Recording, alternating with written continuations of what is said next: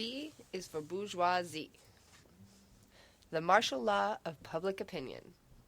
Public opinion is an absolute value to the bourgeoisie man and woman because they know they are living in a herd of scared animals that will turn on anyone it does not recognize as its own.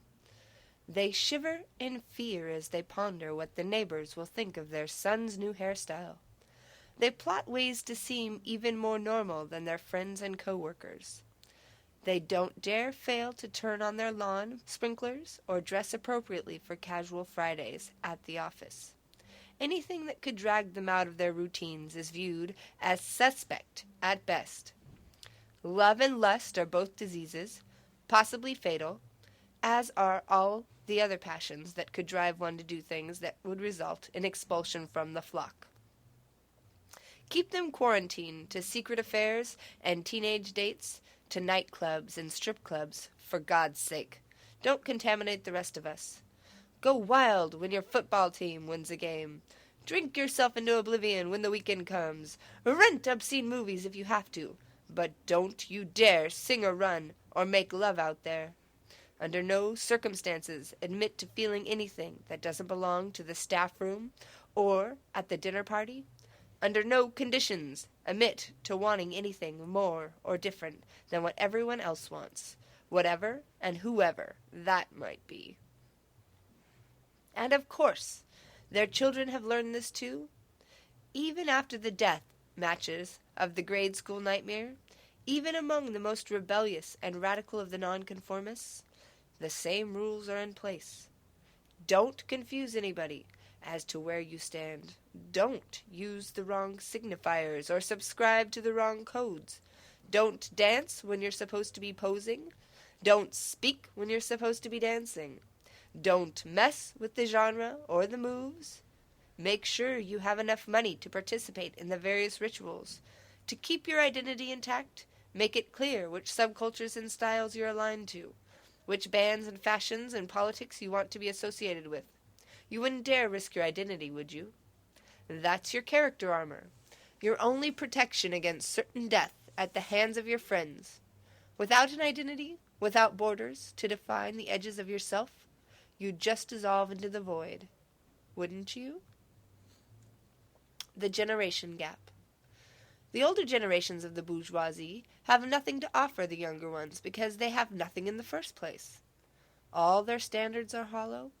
All of their riches are consolation prizes.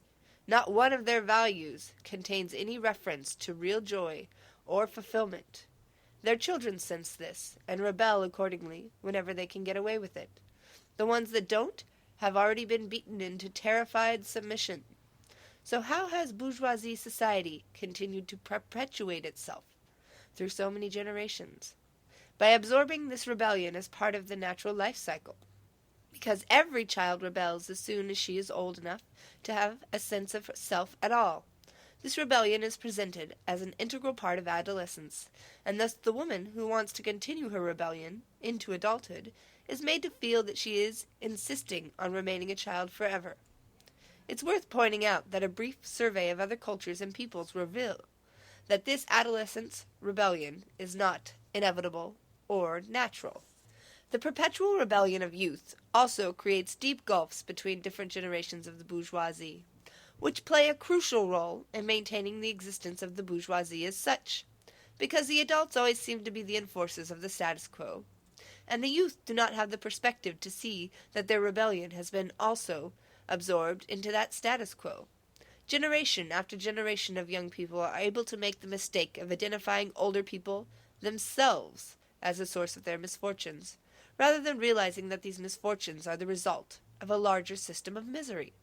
They grow older and become bourgeoisie adults themselves, unable to recognize that they are merely placing their former enemies and still unable to bridge the so-called generation gap to learn from people of other age groups, let alone establish some kind of unified resistance with them. Thus, the different generations of the bourgeoisie, while seemingly fighting amongst themselves, work together harmoniously as components of the larger social machine to ensure maximum alienation for all. The myth of the mainstream. The bourgeoisie man depends upon the existence of a mythical mainstream to justify his way of life. He needs this mainstream because his social instincts are skewed in the same way his conception of democracy is. He thinks that whatever the majority is, wants, does, must be right. Nothing could be more terrifying to him than this new development, which he is beginning to sense today, that there no longer is a majority, if there ever was. Our society is so fragmented, so diverse, that at this point it is absurd to speak of a mainstream. This is a myth partly created by the anonymity of our cities. Almost everyone passes on the street as is a stranger. One mentally regulates these anonymous figures to the faceless mass one calls the mainstream, to which one attributes whatever properties one thinks of strangers as possessing. For the smug salesman, they all envy him for being even more respectable than they are. For the insecure bohemian rebel, they must disapprove of him for not being like they are. They must be part of the silent majority, that invisible force that makes everything the way it is. One assumes that they are the same normal people seen in television commercials. But the fact is, of course, that those commercials refer to an unattainable ideal, in order to keep everyone feeling left out and insufficient.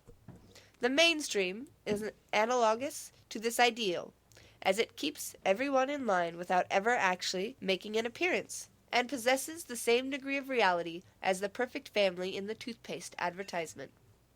No one worries more about this absent mass than the bohemian children of the bourgeoisie.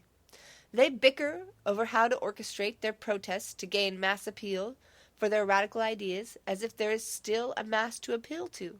Their society is now made up of many communities, and the only question is which communities they should approach. And dressing nice, proper language and all, is probably not the best way to appeal to the most potentially revolutionary elements of their society.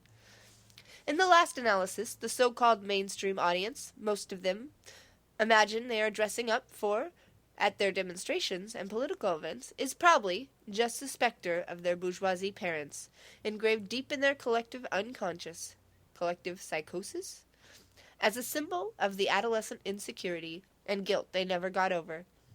They would do better to cut their ties to the bourgeoisie entirely, by feeling free to act, look, and speak in whatever ways are pleasurable, no matter who is watching, even when they are trying to advance some political cause, for no political objective reached by activists in camouflage would be more important than beginning the struggle towards a world in which people will not have to disguise themselves to be taken seriously. This is not to pardon those insecure bohemians who use their activism not as a means of building ties with others, but rather as a way to set themselves apart in their desperation to purchase an identity for themselves. They believe that they must pay for it by defining themselves against others. You can recognize them by their self-righteousness, their pompous show of ideological certainty, the ostentatious way they declare themselves activist at every opportunity. Political activism is almost exclusively their sphere. Today, an exclusive is the key word. Until this changes, the world will not.